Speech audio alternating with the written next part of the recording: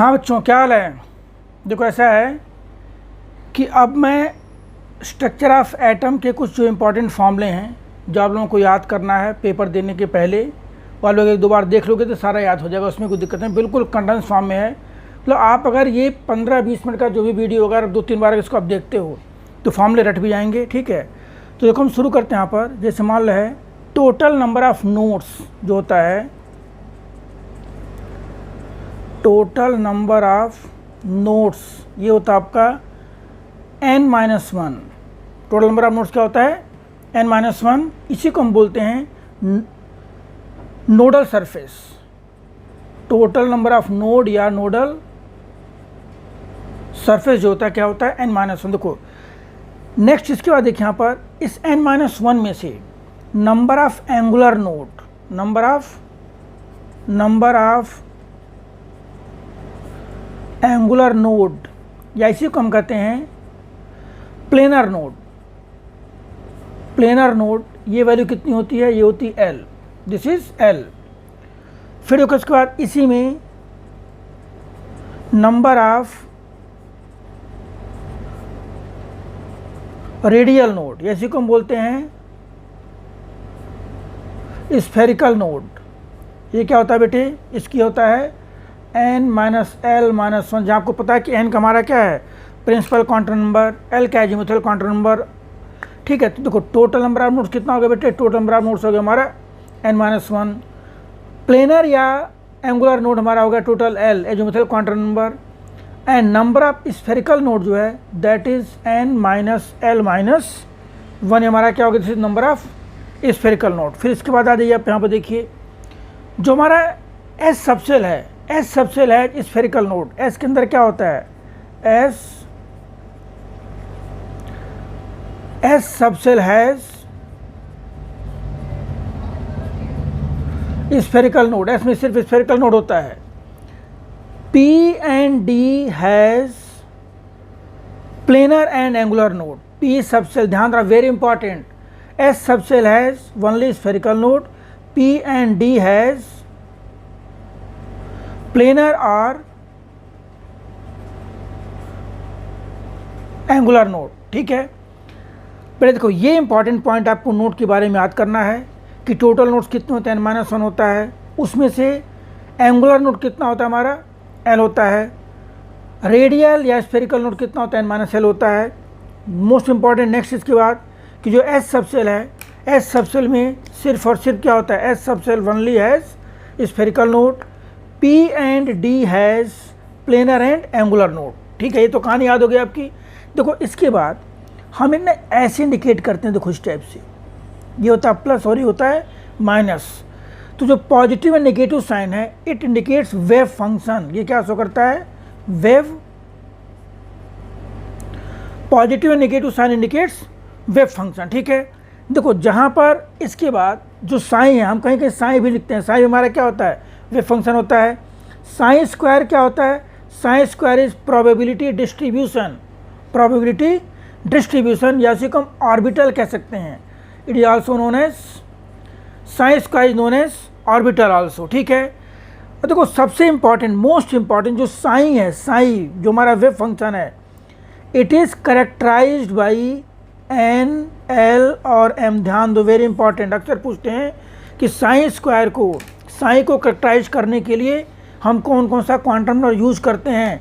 तो psi is, देखो very important, psi is characterize by principal, azimuthal and magnetic quantum number. ठीक है, दूसरी चीज़ जो साइन स्क्वायर होता है, जो साइन स्क्वायर हमारा है प्रोबेबिलिटी डिस्ट्रीब्यूशन, ये हमेशा क्या होता है, ऑलवेज पॉजिटिव, ऑलवेज पॉजिटिव होता है। देखो इसके बाद अब देखो नेक्स्ट पे आते हैं हम, नेक्स्ट पेज के लिए देखिए यहाँ पर इसमें जो है फिर हम शुरू करते हैं। देखिए साइन स्क्वायर हमारा क्या भाई प्रोबेबिलिटी डिस्ट्रीब्यूशन है या इसको हम ऑर्बिटल कहते हैं। देखो इसके बाद जो P सबसेल के अंदर है, अब एक इम्पॉर्टेंट चीज़ और है, देखो P में ये P सबसेल है, P सबसेल के जो लोब्स हैं उनमें अपोजिट साइन होता है, लेकिन D सबसेल में जो दो, देखो D के अंदर जो 5 ऑर्बिटल्स होते हैं, वेरी इंपॉर्टेंट, ध्यान देना आप लोग। जैसे मान लो क्या हो गया यहाँ पर X हो गया, ये Y है, तो ये मान लो हमारा क्या है DXY होता है। देखो इस टाइप से ये हमारा क्या है DYZ है। और ये क्या होता है, डी जेड एक्स होता है ये। और अलॉन्ग द एक्सिस हम लेके चलते हैं तो ये क्या होता है आपका, this is D X square minus Y square, और एक होता है आपका डी जेड स्क्वायर होता है। देखो step simple, this is x और ये जेड है। देखो यहाँ पर एक्स वाई है, ये वाई जेड है, और ये क्या है, जेड एक्स है, और यहाँ पर ये भी क्या है आपका एक्स और वाई है। तो देखो इस टाइप से ध्यान दीजिए कि जो एक्स और वाई है, जो पी सबसेल है, उसके अंदर क्या होता है, इनमें अपोजिट साइन होते हैं। पी अपोजिट लोब, जो यहाँ पे क्या हम पी में क्या होता है, प्लस और माइनस होता है, लेकिन डी में क्या होता है, अगर ये पॉजिटिव है तो भी पॉजिटिव होगा, ये नेगेटिव है तो भी नेगेटिव होगा, यहाँ पॉजिटिव है तो पॉजिटिव होगा, ये नेगेटिव है नेगेटिव होगा, ये पॉजिटिव है तो पॉजिटिव होगा, नेगेटिव नेगेटिव होगा, ये यहाँ similarly positive positive negative negative. यहाँ एक सर्कुलर क्या होता है, एक नोड होता है। तो आपको एक डिफरेंस आप ये भी कर सकते हो कि डी सबसेल के अंदर जो लोब्स हैं उनका अपोजिट साइन होता है, और बाकी क्या करते हैं कि पी सबसेल डी सबसेल का जो लोब्स होता है उनमें एक लोब्स के अपोजिट डायरेक्शन में दोनों साइन से क्या होते हैं, सेम होते हैं। And P subshell has opposite signs basically कह सकते हो। देखो इसके बाद ध्यान दो, ईच डी ऑर्बिटल, जो जी के 5 ऑर्बिटल हैं, हम क्या लिखेंगे यहाँ पर, ऐसे समझ सकते हो, each D orbital has 2 nodal plane, very important, each d orbital has 2 nodal plane except dz square, except dz square which has 0 nodal plane, which has 0 nodal plane। तो d ऑर्बिटल के अंदर जो हमारे 5 हैं, D X Y, Y Z, Z X, X square minus Y square, हमारे 5 जो D generate orbitals होते हैं, इनमें सब में क्या है, ईच हैज़ 2 नोडल प्लेन, लेकिन सिर्फ देखो 2 nodal plane. But D Z square में क्या होता है, इट हैज़ 0 नोडल प्लेन, ठीक है। मैग्नेटिक मोमेंट का फॉर्मूला देखो यहाँ पर पूछ सकते हैं। मैग्नेटिक मोमेंट जो होता है, म्यू का क्या होता है, रूट n प्लस 2 bm, जहाँ पर bm क्या है, बोहर मैग्नेटॉन, और n क्या है, n इज नंबर ऑफ, ध्यान देना बच्चों इंपॉर्टेंट है, अनपेड इलेक्ट्रॉन। किसी भी न्यूट्रल एटम में, किसी भी कैटायन में जनरली ये पूछ सकते हैं कि क्या कहते हैं उसका मैग्नेटिक मोमेंट क्या होगा, ठीक है। bm हमारा क्या, बोहर मैग्नेटॉन है, ठीक है। देखो ये हमारा क्या होगा, मैग्नेटिक मोमेंट होगा, जिससे मैग्नेटिक मोमेंट, ठीक है। देखो इसके बाद एक होता है ऑर्बिटल मैग्नेटिक मोमेंट, एक होता है आपका, दूसरे पेज पे आते हैं, पेज टर्न करते हैं, ऑर्बिटल मैग्नेटिक मोमेंट। देखो orbital magnetic moment, orbital magnetic, और ध्यान सुना, राइटिंग थोड़ी सी हो सकता है डिस्टर्बिंग हो, ठीक है। ऑर्बिटल मैग्नेटिक मोमेंट मैं इसलिए बना रहा हूँ तो आप लोगों को ये वीडियो जल्दी मिल जाए, ठीक है। देखो इसका फॉर्मूला क्या होता है भाई, ये फॉर्मूला होता है ऑर्बिटल मैग्नेटिक मोमेंट का फॉर्मूला क्या होता है, रूट एल प्लस 1, और एच वाई होता है यहाँ पर ये 2 पाई, कहीं लिख देते हैं क्या, रूट एल प्लस 1, और ये एच बार कर देते हैं simple. This is orbital magnetic moment, ये ऑर्बिटल मैग्नेटिक मोमेंट का फॉर्मूला है, जहाँ पर एल हमारा क्या है, L is, you can say that L is spin quantum number, L is spin quantum number. देखो इसके बाद नेक्स्ट उसमें एक दिया गया है श्रोडिंगर वेव इक्वेशन, ध्यान दो, ये ऐसा होता है ना, मैं पूरा क्वेश्चन लिख दे रहा हूँ ऐसे आपको। देखो यहाँ पर ये होता है del 2 psi by del x2 plus del 2 psi by del y2 plus del 2 psi by del z2 plus 8 pi square m, और फिर e minus v by H square, और ये साई है। देखो यहाँ पर साई हमारा वेव फंक्शन है, डेल हमारा क्या पार्शियल डिफरेंशिएशन होता है, ठीक है। और एक्स वाई एंड जेड ये क्या है, they are basically coordinate axes है। ई क्या होता है, इज टोटल एनर्जी बच्चों, ये क्या हमारा टोटल एनर्जी है। और वी जो होता है, देखो this is total energy, is total energy, और वी क्या है, V is potential energy, V potential energy होती है, ठीक है। इसी को देखो मैसेज लिख सकते हैं, साइड में लिखा गया इस टाइप से कि एच कैप लगा करके psi equal to E psi, जहाँ पर इस एच कैप को हम बोलते हैं Hamiltonian operator. This H cap is known as Hamiltonian भी कह सकते हो, या हैमिल्टोनियन ऑपरेटर कर सकते हो, ठीक है। और बाकी क्या कहते हैं, तो उसके बाद फिर हम कहते हैं यहाँ पर, अब कुछ ग्राफ आपको प्लॉट करके दिखवा दे रहा हूँ यहाँ पर। दूसरी चीज़ देखो, Schrodinger wave equation is applicable only for hydrogen atom and, देखो very important, Schrodinger wave equation means this is applicable for hydrogen atom,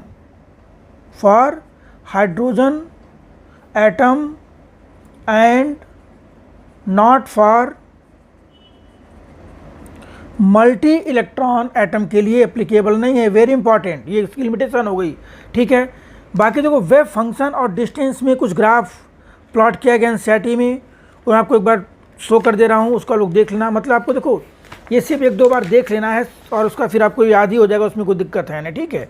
देखो नेक्स्ट आप क्या है, यहाँ पर एक ग्राफ ये है, वेव फंक्शन वर्सेस आर का ग्राफ है। देखो इस टाइप से साई आर वर्सेस आर का जो ग्राफ आएगा, देखो कुछ इस टाइप से आएगा, ये ऐसे आएगा सिंपल ये। फिर हम प्लॉट करते हैं यहाँ पर, देखो एक ग्राफ आता है हमारा Sai square are for 1s के लिए। देखो 1s के लिए देखो इस टाइप से, 1s के लिए कोई टचिंग नहीं है, कोई नोड वगैरह नहीं है, ठीक है। 1s doesn't have any node, clear है। और दूसरी चीज़, probability of electron decreases with increasing distance, यहाँ कह सकते हो probability of electron decreases with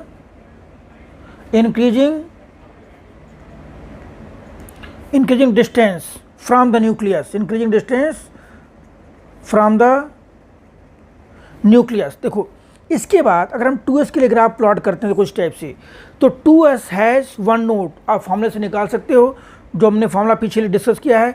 2s has 1 node, ठीक है।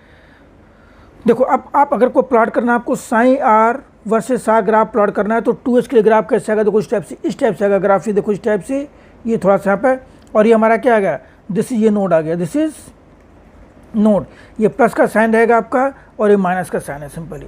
देखो इसी टाइप से हम प्लॉट कर सकते हैं psi square R versus R, ये आपका देखो इस टाइप से ऐसे करके आएगा सिंपली, ठीक है। तो 2s has 1 node from point where sign changes from plus to minus sign, ठीक है। देखो ये हमारे कुछ ग्राफ हैं जो वेव फंक्शन वर्सेस डिस्टेंस जो शो करते हैं कि न्यूक्लियस से इलेक्ट्रॉन मिलने की डेंसिटी क्या है। देखो इसके बाद कुछ फॉर्मूले हैं जो इलेक्ट्रोमैग्नेटिक रेडिएशन या उससे रिलेटेड है, वो हम डिस्कस कर दे रहे हैं यहाँ पर। तो देखो बेटे ये हमारा nu equal to C by lambda है, न्यू हमारा क्या है, फ्रीक्वेंसी है, सी है वेलोसिटी ऑफ लाइट, लेमडा क्या वेवलेंथ है, न्यू बार आपका वेव नंबर है, टी हमारा टाइम पीरियड है। तो ये आप यहाँ से ये फॉर्मूला अप्लाई कर सकते हो। देखो इसके बाद फोटो इलेक्ट्रिक इफेक्ट का फॉर्मूला है kinetic energy K equal to H nu minus H nu naught, ये फॉर्मूला आपको मिलेगा फोटो इलेक्ट्रिक इफेक्ट पर। ध्यान देना ये सारे फॉर्मूले आप देखो, इन्हीं में क्वेश्चन मिलने हैं, जहाँ पर एच न्यू क्या हमारा एनर्जी ऑफ इंसिडेंट रेडिएशन, और न्यू नॉट क्या हमारा, एच न्यू नॉट क्या है, वर्क फंक्शन, ये सारे फॉर्मूले हैं, ठीक है। और फिर देखो इसका जो लेमडा इक्वल टू होता है h/mv, wavelength of matter wave का फॉर्मूला आपको याद आएगा, ये lambda equal to h/mv, H Planck constant, और m क्या है, mass of object, v velocity है। और फिर कुछ के बाद एक फॉर्मूला और अप्लाई कर सकते हो, इसी को हम कर सकते हैं कि lambda equal to h/p, momentum के फॉर्म में रहेगा ये। और फिर यहाँ पर देखो एक फॉर्मूला जो है बोहर्स मॉडल का जो थर्ड पॉस्टुलेट से उसका है mvr equal to nh/2π, mvr equal to nh/2π, formula apply कर सकते हो ये। इसी में एक फॉर्मूला होता है lambda equal to h/√2 into m into K, kinetic energy के फॉर्म में वेवलेंथ का फॉर्मूला ये है, इसको आप देख सकते हो, ठीक है। और फिर एक और है 2πr equal to n lambda, जहाँ पर 2πr का हमारा सर्कमफ्रेंस है। इसमें देखो इसका मतलब क्या है कि जो वेव जनरेट हो रही है वो पूरा का पूरा क्या है, इंटीग्रल मल्टीपल के फॉर्म में है, ये वेवलेंथ के इंटीग्रल मल्टीपल के फॉर्म में है, ठीक है। देखो इसके बाद अब कुछ फॉर्मूले हैं जो क्वांटम नंबर से रिलेटेड हैं, देखो उसको हम देखेंगे यहाँ पर। यह देखिए किसी शेल के अंदर, ध्यान दो, इन ए शेल क्या है भाई, हम कह सकते हैं नंबर ऑफ सब सेल क्या होता है, मान लो इन ए सेल, किस सेल में, nth सेल के अंदर, in nth cell number of cell, sub cell क्या होता है, n होता है, ठीक है। और इसके बाद नंबर ऑफ ऑर्बिटल जो होगा वो कितना बनेगा आपका n स्क्वायर। और उसको देखो हम ये वेरी इंपॉर्टेंट फार्मूला 2l+1 और फिर यहाँ लिख सकते हो l = 0 to n-1। देखो ये इस साल आने का चांस है कि नंबर ऑफ ऑर्बिटल जो होता है उसका जनरल फार्मूला आ जाएगा ये। और फिर हम कर सकते हैं वहीं पर कि नंबर ऑफ इलेक्ट्रॉन जो हो जाएगा वो क्या हो जाएगा आपका 2n²। उसको लिख सकते हैं 2 summation of l = 0 to n-1 और फिर यहाँ पर 2l+1 आ जाएगा ये। देखो इसके बाद हाइजेनबर्ग अनसर्टेनिटी प्रिंसिपल का जो फॉर्मूला आएगा वो हम लिख सकते हैं यहाँ पर क्या, कि delta P × delta x > h/4 pi, जहाँ symbols are in their usual meaning. कि delta P is uncertain in momentum, delta x uncertain in position, h आपका प्लांक कांस्टेंट है, पाई तो आपको पता ही है। हम इसी को रेक्टिफाई करके बोल सकते हैं यहाँ पर कि डेल्टा P ने क्या लिख सकते हो आप क्या, कि delta x × m delta v > h/4 पाई। इसी में एक फॉर्मूला हमारा होता है टाइम के फॉर्म में लिख सकते हैं कि delta E × delta t > h/4 पाई। एक फॉर्मूला आप उस हिसाब से देखो ये पूरा का पूरा हो गया। This is formula related with Heisenberg uncertainty principle. ये 3 फॉर्मूले हैं, आप इसको याद कर सकते हो। देखो इसके बाद जो है अब यहाँ पर रिडबर्ग इक्वेशन है। रिडबर्ग इक्वेशन से रिलेटेड जो फॉर्मूला है हम वो लिखेंगे यहाँ पर न्यू बार, जो वेव नंबर है, this nu bar equal to क्या होता है RH, जो कि रिडबर्ग कांस्टेंट है, 1/ हम कहेंगे n1² - 1/n2² इंटू z²। और जहाँ पर R की वैल्यू क्या आएगी 109677। ये कब R की वैल्यू 109677 जब हमें मान लो न्यू बार निकालना, तब यही फॉर्मूला हमारा होता है delta E = RH Rydberg constant 1/n1² - 1/n2² into z²। और यहाँ पर जो है अगर हमें एनर्जी निकालनी है तो RH कितना होता है हमारा 2.18 × 10⁻18। ये वैल्यू होती है, आप यूज़ कर सकते हो। दूसरी चीज़ देखो नेक्स्ट फॉर्मूला है number of spectral line when, देखो number of lines when transition occurs from nth to first energy level। Number of line में transition occurs from nth to first energy level, ये क्या होता है आपका n × n-1/2 ये होता है। अब जब भी किसी भी लेवल से फर्स्ट पर आ रहा है तब का ट्रांजिशन का फॉर्मूला ये है। अब व्हेन उसी टाइप से देखो यहाँ पर लिखोगे कि number of lines when transition occurs from n2 to n1, तो उसका फॉर्मूला क्या हो जाएगा n2 - n1 और यहाँ पर n2 - n1+1/2। ये हमारा फॉर्मूला हो जाएगा इसका कि number of lines when transition occurs from n2 to n1। Clear है, ठीक है। देखो इस टाइप से आ जाएगा ये। अब देखो नेक्स्ट इसके बाद जो हमें फॉर्मूला और अप्लाई करना है किस पर, इसमें जो क्वेश्चंस हैं जो रेडियस के किसी ऑर्बिट के जो रेडियस है किसी ऑर्बिट का, हम एक फॉर्मूला अप्लाई करते हैं यहाँ पर। RNA हो सकता है, क्या होता है आपका ये डायरेक्ट 52.9 × n² पिकोमीटर, एक फॉर्मूला आपका ये हो जाएगा ये। फिर हम कर सकते हैं एनर्जी ऑफ nth सेल का फॉर्मूला होता है -2.18 × 10⁻18 इंटू z²/n² जूल पर एटम। क्लियर है, ये फॉर्मूला हो गया। देखो इसके बाद जो ये क्या नाम है डिफरेंट हमारे जो हैं रेडिएशंस हैं उसका एनर्जी क्या नाम है, देखो हम इस ऐसे लिखे हैं कि लैम्डा का इंक्रीजिंग ऑर्डर, लैम्डा के इंक्रीजिंग ऑर्डर में, फ्रीक्वेंसी के डिक्रीजिंग ऑर्डर में कह सकते हो, और एनर्जी के डिक्रीजिंग ऑर्डर में। ये हमारा आएगा इस टाइप से, जिसमें हम क्या सबसे पहले क्या आता है कॉस्मिक रेंज, कॉस्मिक, फिर गामा, फिर एक्स रेज, फिर अल्ट्रावायलेट, फिर आपका आएगा विजुअल रेज, फिर आपका क्या आ जाएगा इंफ्रारेड, फिर आएगा आपका माइक्रो, और फिर आएगा यहाँ पर रेडियो वेव। ये डिफरेंट वेव्स हैं उनका एनर्जी का डिक्रीजिंग ऑर्डर कह सकते हो, एनर्जी का डिक्रीजिंग ऑर्डर, ठीक है। और वेवलेंथ का क्या, वेवलेंथ का इंक्रीजिंग ऑर्डर। देखो ये आपका पूरा का पूरा ही आप इसको याद कर सकते हो, ये पूछ सकते हैं। बाकी देखो सोमरफील्ड मॉडल जो होता है ना, इलिप्टिकल मॉडल, सोमरफील्ड मॉडल क्या हमारा, इलिप्टिकल मॉडल। इलिप्टिकल मॉडल जो होता है वो होता है सोमरफील्ड मॉडल हमारा क्या होता है, इलिप्टिकल मॉडल होता है। और इसमें मुझे लगता है कि इस पर कुछ ज़्यादा करने की जरूरत, बस सिर्फ याद करें कि सोमरफील्ड मॉडल हमारा क्या होता है, इलिप्टिकल मॉडल होता है। देखो इसके बाद एक फॉर्मूला आप कहते हो, मोजले का जो फॉर्मूला दिया गया था, रूट न्यू इक्वल टू यहाँ पर ए जेड माइनस बी के फॉर्म में आया था ये।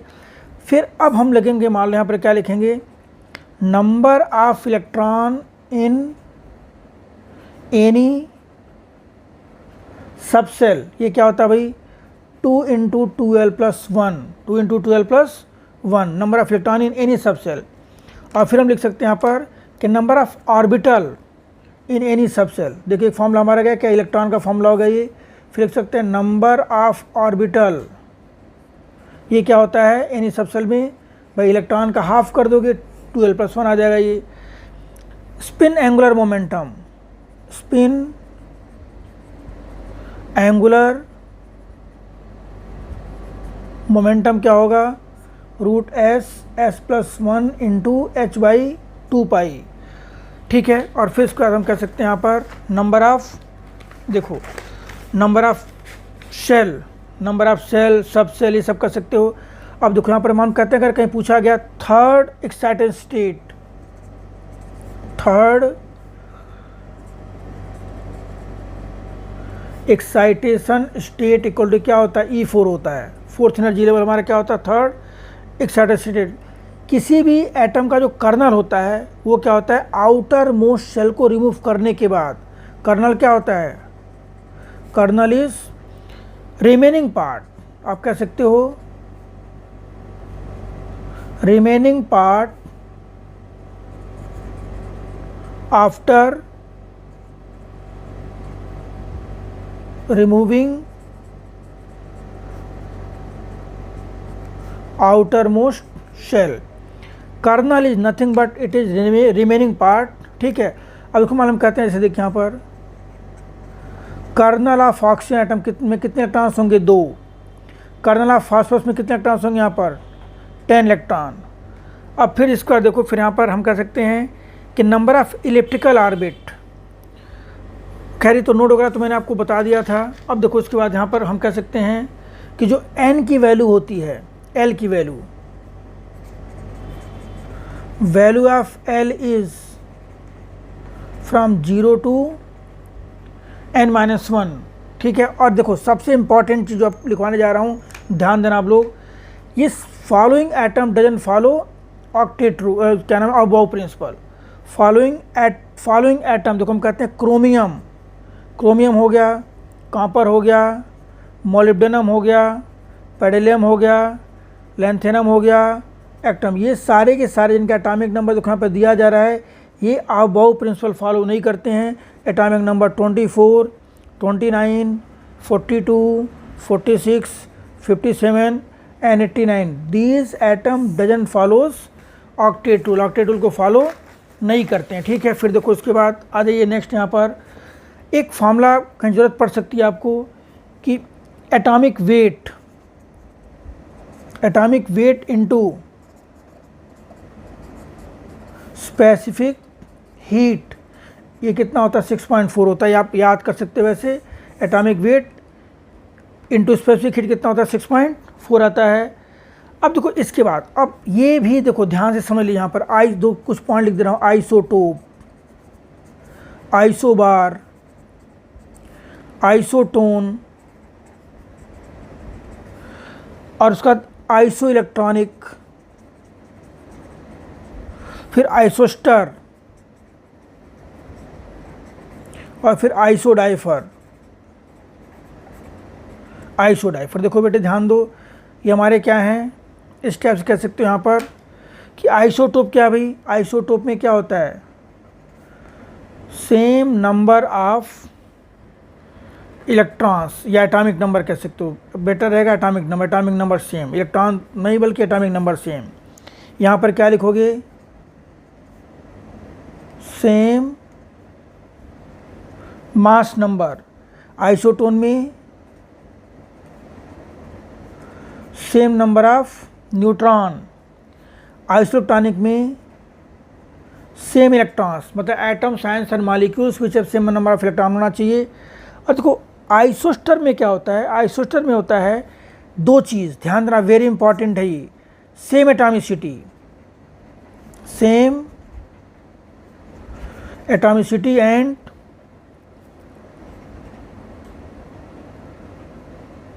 सेम नंबर ऑफ इलेक्ट्रॉन, दोनों चीज़ें होनी चाहिए आइसोस्टर के अंदर। ध्यान दो, आइसोस्टर में same atomicity and same number of electron, और आइसोडाइफर में क्या होना चाहिए भी, n-p वैल्यू जो है वो क्या होना चाहिए, सेम होना चाहिए, n-p वैल्यू क्या होना चाहिए, सेम होना चाहिए। देखो अब इसके बाद एक पॉइंट और देखिए आप लोग यहाँ पर, जो E/m अक्सर पूछ देते हैं खास करके मेडिकल में, और उसमें क्या नाम है पूछ सकते हैं, ठीक है। E/m value, E/m value of electron doesn't depends on material used, ठीक है, material and used and nature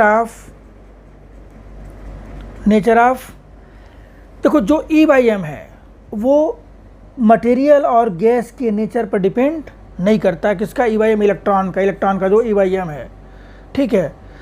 which confirm that, ध्यान देना, which confirm that electrons are fundamental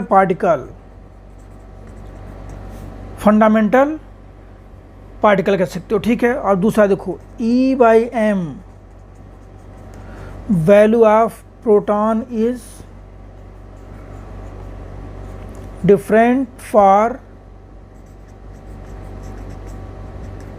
different gas. बेटे ध्यान ना, वेरी वेरी वेरी इंपॉर्टेंट, ज़्यादा chance से पूछा जाए कि इलेक्ट्रॉन का जो E/m होता है वो नेचर ऑफ गैस पर डिपेंड नहीं करता है, और किस पर डिपेंड करता है, और मतलब विच कन्फर्म दैट कि इट इज़ फंडामेंटल पार्टिकल। लेकिन E/m value of proton depends on nature of gas used and material, gas and material, ठीक है।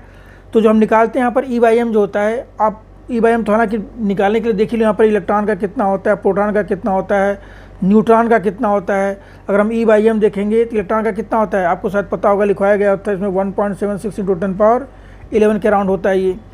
प्रोटॉन का कितना होता है भाई, 9.57 × 10⁻7 होता है। न्यूट्रॉन का कितना होता है, चार्ज बाय मास से होता है, 0 होता है, ठीक है। तो ये आपका था इस पर बेस्ड क्वेश्चन, क्या कहते हैं कि स्ट्रक्चर ऑफ एटम पर। ये क्वेश्चन नहीं थे, ये फॉर्मूले थे, इनको आप एक दो बार देख करके देखोगे तो मेरे ख्याल से ये काफ़ी हेल्पफुल मिलेगा। और इसी टाइप का हर चैप्टर की वीडियो आपको डेली आपको आने वाली हैं। लाइक सब्सक्राइब शेयर ज़रूर करो। कोई डाउट हो तो आप उसको ड्रॉप बॉक्स में डाल सकते हो व्हाट्सएप करके, हम उसको उससे आपको वीडियो बना करके देंगे। चलिए, ऑल द बेस्ट।